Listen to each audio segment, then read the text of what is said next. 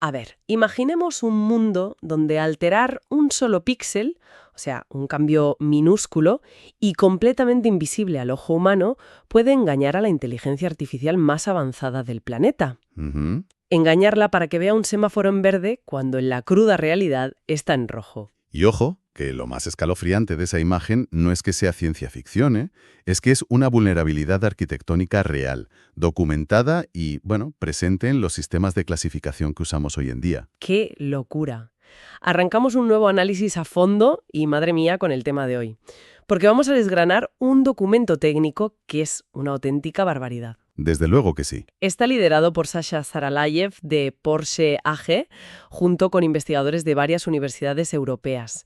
Y se titula, toma aire, Robustez de los modelos generalizados de cuantificación vectorial del aprendizaje frente a ataques adversarios. Un título un poco denso, sí. Un poco bastante.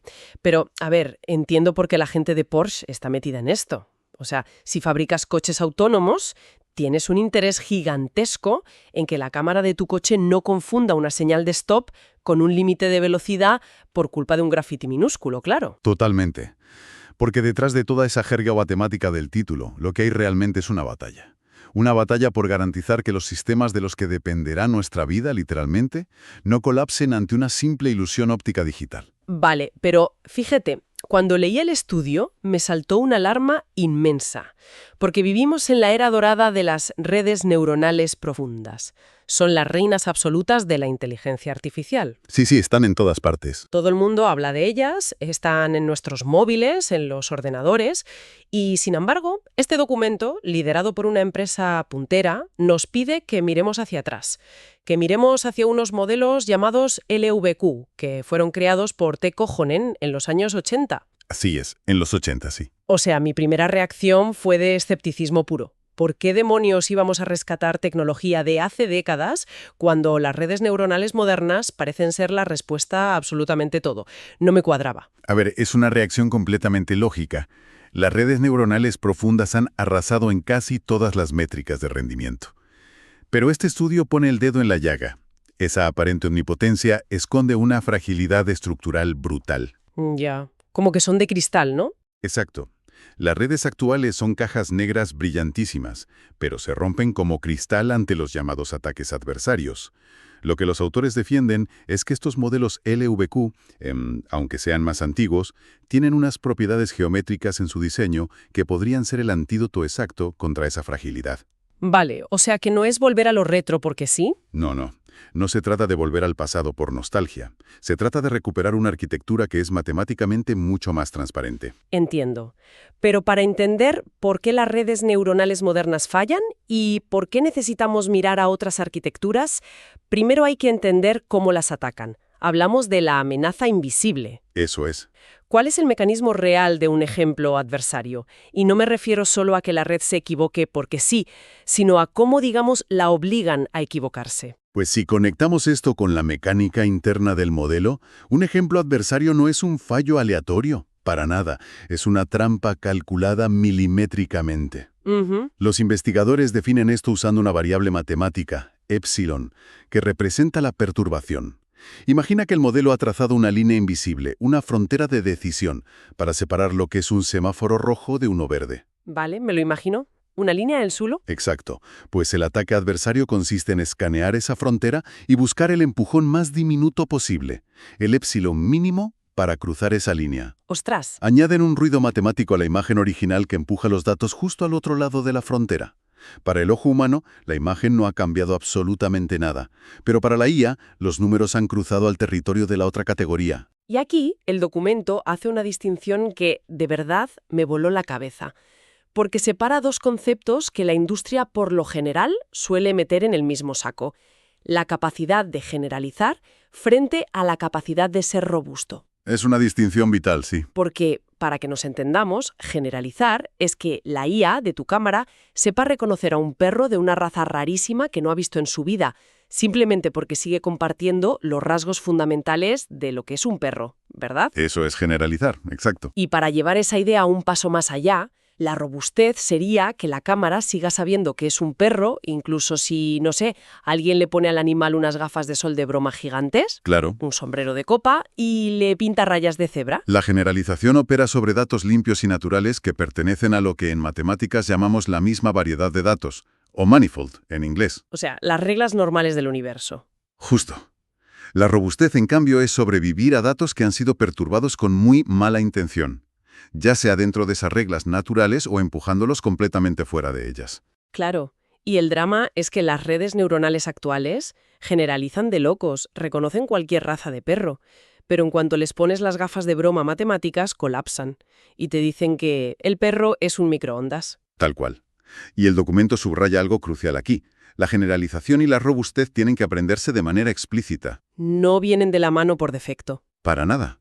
Entrenar un modelo para que sea buenísimo en lo primero no te garantiza en absoluto que tenga lo segundo. Bueno, sabiendo dónde cojean las redes gobernas, hablemos de los contendientes que propone el estudio para salvarnos la papeleta, los famosos modelos LVQ. A ver, ¿cómo funciona esto y en qué se diferencia de una red neuronal profunda? Porque me decías que no son cajas negras. No, no lo son. La clave está en cómo entienden el espacio. La Learning Vector Quantization, o cuantificación vectorial del aprendizaje, no usa capas oscuras y ocultas. Divide el espacio de los datos en lo que se conoce como celdas de Voronoi. Espera, vamos a aterrizar eso de las celdas de Voronoi porque suena chino. A mí me gusta imaginarlo como las antenas de telefonía móvil repartidas por una ciudad. A ver, Tu teléfono siempre se va a conectar a la antena que tenga más cerca físicamente, ¿no? Si estás en un barrio concreto, la antena de ese barrio es la dueña absoluta de esa zona de cobertura. pues mira, me parece una forma brillante de visualizarlo. En el modelo LVQ, esas antenas son lo que llamamos vectores prototipo. Tienes un prototipo que representa la idea perfecta de un gato y otro prototipo distinto para un perro. Vale. Cuando llega una imagen nueva, el modelo simplemente calcula la distancia matemática. Se pregunta a qué antena o prototipo está más cerca y le asigna esa etiqueta. El espacio queda dividido geométricamente en territorios muy definidos. Muy visual, sí. Pero el estudio no se queda en el modelo clásico de los 80. Evalúa la evolución de esta idea a través de 3 variantes generalizadas. Y esto creo que es importante porque cada una añade una capa de complejidad al asunto. Así es. Empiezan con el GLVQ, que es el modelo base generalizado. Este usa la distancia euclidiana al cuadrado. Es decir, mide la distancia en línea recta, como si tiraras una cuerda entre el dato nuevo y el prototipo. Vale. Línea recta. Sencillo. Luego dan un salto evolutivo hacia el GMLVQ, la variante matricial. Esta ya no usa líneas rectas simples. Aprende una matriz de relevancia. Básicamente tiene la capacidad de deformar o estirar el espacio. Le da más importancia a ciertas características sobre otras en un espacio de proyección. O sea, a ver si lo pillo. Si estuviéramos clasificando frutas, este modelo le daría mucho peso al color, por ejemplo, y aplastaría la dimensión del tamaño si considera que el color es más vital para distinguir una manzana de un plátano. Exactamente. Deforma el espacio para que la clasificación sea más fácil. Y finalmente llega el GTLVQ, la variante tangente. Que suena ya a palabras mayores. Este es el más sofisticado geométricamente. Define los prototipos no como puntos fijos, no como una sola antena de teléfono, sino como subespacios afines. Tradúceme subespacios afines al idioma humano, por favor. Piensa en planos o líneas infinitas. Al usar subespacios, en lugar de puntos rígidos, el modelo permite ciertas transformaciones. Ujú. Si tienes la imagen de un número 3 y la rotas ligeramente o la mueves un par de píxeles a la derecha, el GLTVQ entiende que sigue siendo un 3, porque esa rotación vive dentro de su subespacio afín. Le da una flexibilidad enorme frente a variaciones naturales. Vale, entiendo la elegancia matemática de todo esto. Pero aquí tengo que hacer de abogado del diablo un momento.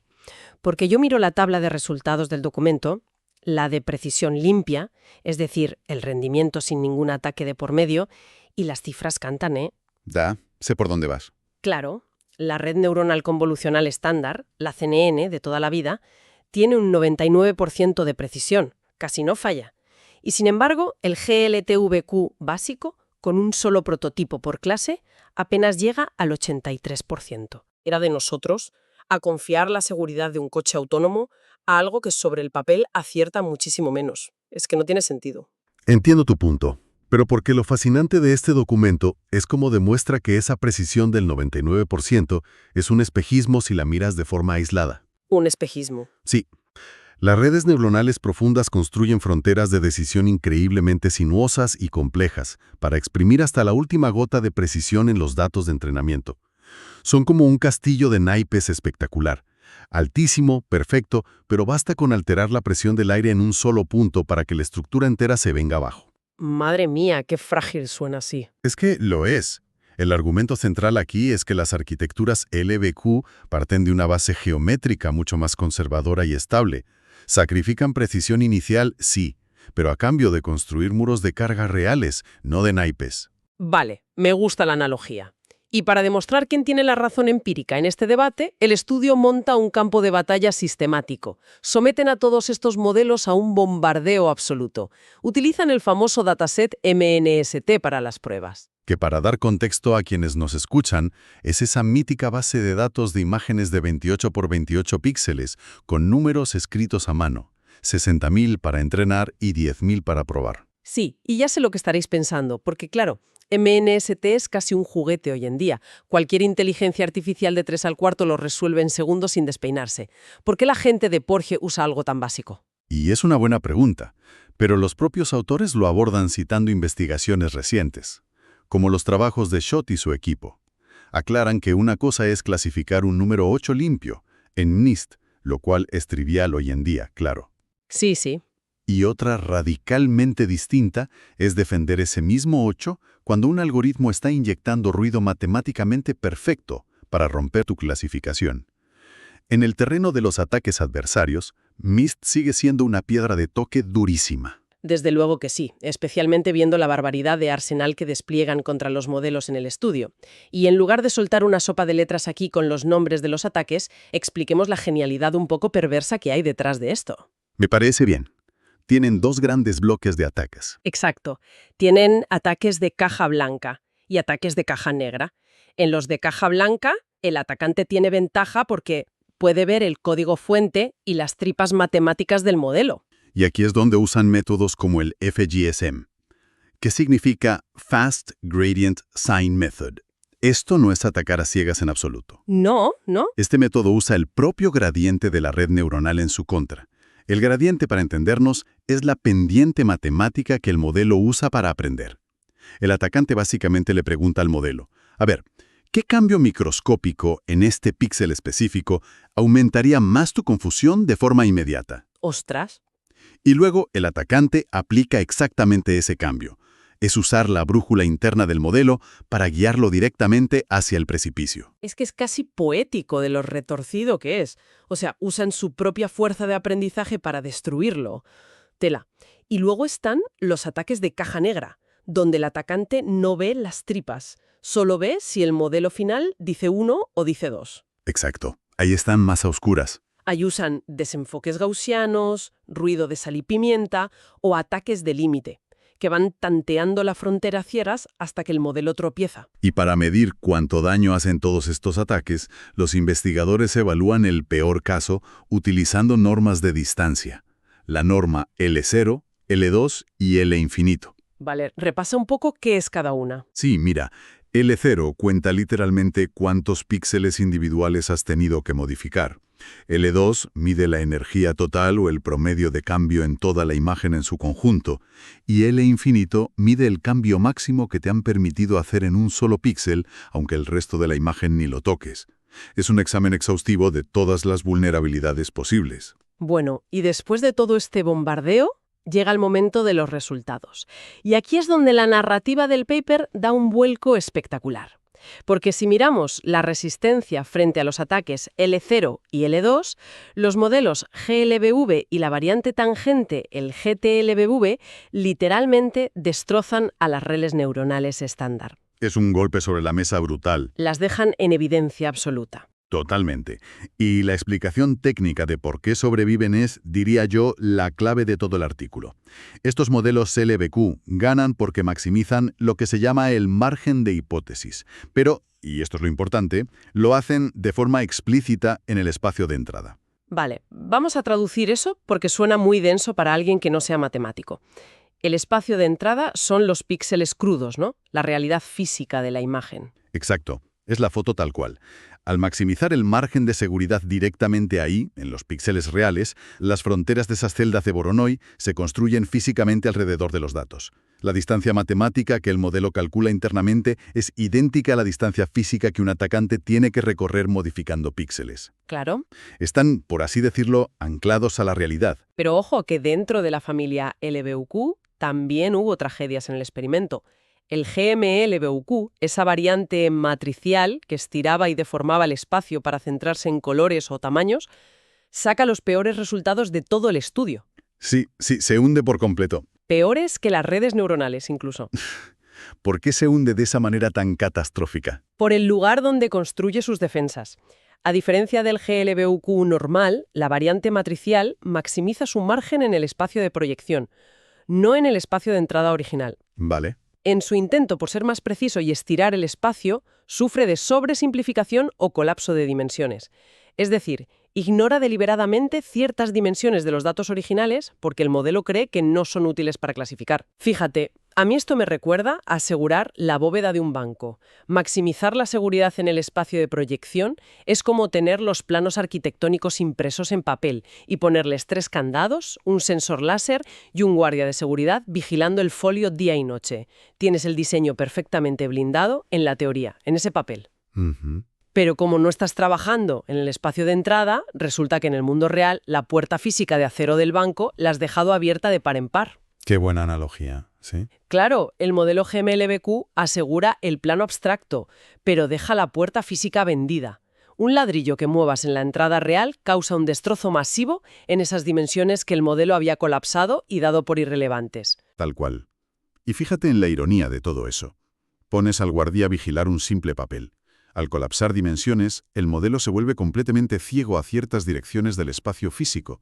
El algoritmo atacante, que es muy listo, encuentra esa puerta trasera abierta y mete una perturbación minúscula por ahí.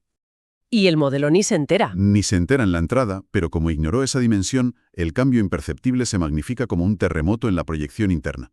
Optimizar ciegamente en un espacio abstracto te mata en el mundo físico. Esa es la lección. Tela marina. Es para reflexionar, ¿eh? Pero avanzando con los resultados, hay una anomalía enorme en las tablas que me llamó mucho la atención.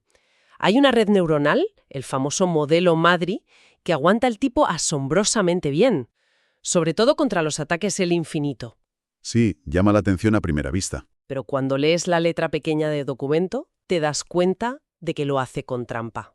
A ver, el modelo MADRI es el buque insignia de la defensa actual en redes profundas, y gana en el infinito porque fue entrenado específicamente jugando al gato y al ratón consigo mismo durante la fase de entrenamiento. Ya. Usando imágenes que ya estaban perturbadas bajo esa norma específica, con un límite matemático de 0,3. Espera. Ofuscación de gradientes. Leí ese término en el paper y me quedé a cuadros. ¿Me estás diciendo que el modelo MADRI básicamente hace trampa ocultando las respuestas del examen a los ataques de caja blanca? Literalmente, los autores sugieren que MADRI sufre de ofuscación de gradientes. Como se ha memorizado esa trampa concreta de L infinito en el entrenamiento, su superficie de decisión se vuelve caótica a propósito y oculta el gradiente real. O sea, esconde la brújula. Exacto. Hace que el ataque FGSM, que buscaba la pendiente para empujarlo al precipicio, se pierda. Parece robusto, pero es un espejismo defensivo. En cuanto sacas a MADRI de su zona de confort y le lanzas un ataque L0 profundo, se desmorona estrepitosamente. No ha aprendido la realidad del objeto, ha aprendido a evadir una herramienta matemática superconcreta. Vaya tela.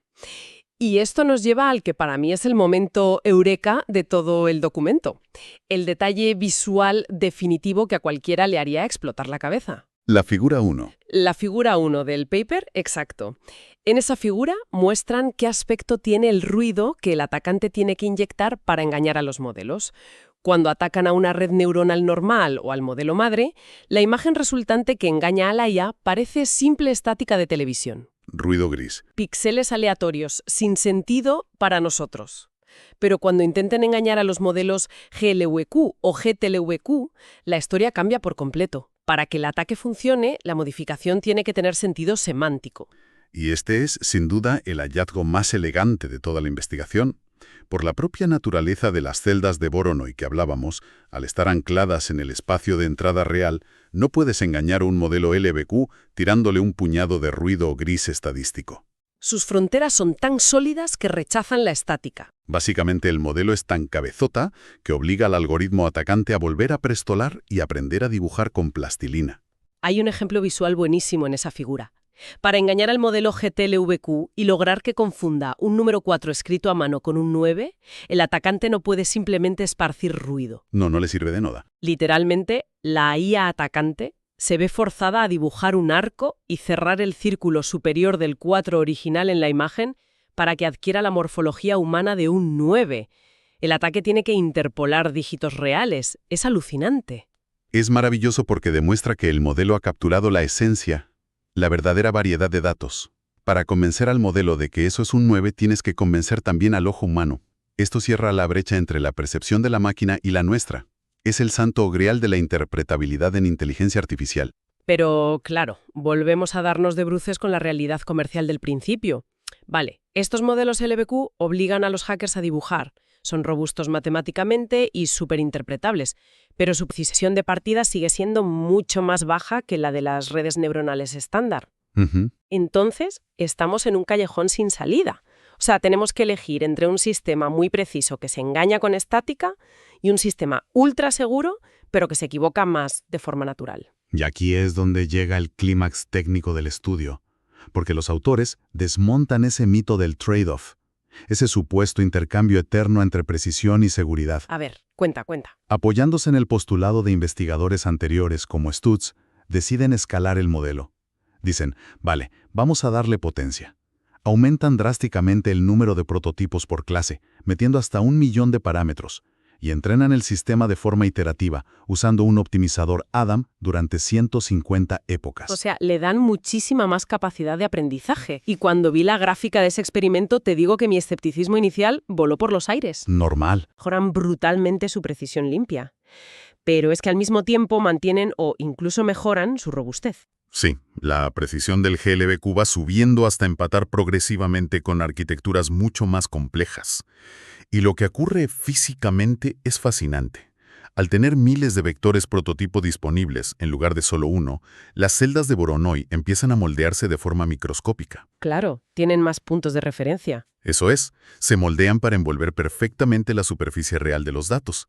Empiezan a trazar los contornos de esa variedad de datos casi plana que tiene MN y ST con una precisión quirúrgica. Lo cual rompe el dogma empíricamente, vaya. La robustez y la generalización no son enemigos naturales. No es un juego de suma cero donde si ganas en uno pierdes en el otro.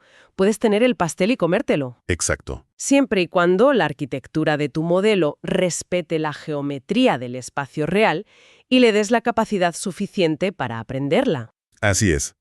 Si hacemos un repaso metódico de este viaje, el estudio nos deja 4 grandes conclusiones que, sinceramente, deberían ser lectura obligatoria para cualquier ingeniero de Machine Learning hoy en día. A ver, disparemos esas conclusiones para la audiencia. Primera conclusión. El espacio geométrico donde maximizas tu margen importa muchísimo. Tienes que proteger la puerta física, el espacio de entrada. ¿Qué es donde operan los ataques del mundo real? Fundamental, sí. Segunda. Las dimensiones colapsadas, como vimos en la debacle del GMLVQ, son un atajo tóxico. Te ayudan a aprender rápido en el laboratorio, sí, pero destruyen la integridad estructural de tu defensa frente a pequeñas perturbaciones. El guardia vigilando el papel en vez de la puerta. Exactamente. Tercera. La arquitectura impone la seguridad. Al aplicar regularizaciones adecuadas, como los subespacios afines del GTLVQ, obligas matemáticamente al modelo a ser robusto por diseño, no por trucos de entrenamiento. Y cuarta y última.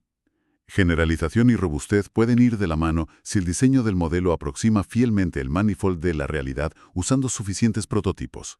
Escalar funciona. Es que es un documento que, honestamente, obliga a la industria a mirarse el espejo de una vez. Las redes neuronales profundas y opacas no son la única vía hacia el progreso. Para nada lo son. Entonces, ¿qué significa todo esto para nuestro futuro inmediato? Con esto me gustaría que se quedara nuestra audiencia. En nuestra obsesión febril de la última década por construir redes neuronales cada vez más y más profundas, oscuras, con miles de millones de parámetros inescrutables que nadie entiende del todo, la pregunta es, ¿hemos dado la espalda a arquitecturas más simples, más elegantes y sobre todo matemáticamente interpretables? Es una gran pregunta. Modelos que no van a lanzar un coche autónomo contra una pared por culpa de un píxel alterado, porque entienden el mundo a través de fronteras reales y no de simples ilusiones estadísticas. Quizás, solo quizás, la llave maestra para la ciberseguridad del mañana lleva esperando pacientemente en un cajón, escrita en un papel, desde la década de los 80. Es una reflexión muy potente y la verdad, a la luz de los datos rigurosos que aportan estos investigadores, ignorar esa posibilidad sería un error de cálculo imperdonable para toda la industria tecnológica. Sin duda alguna, sería un error histórico. A quienes nos escuchan, muchísimas gracias por acompañarnos en este análisis a fondo. Os animamos a seguir rascando la superficie de esas cajas negras tecnológicas y a preguntaros siempre cómo percibe realmente nuestro mundo la inteligencia artificial. Hasta la próxima.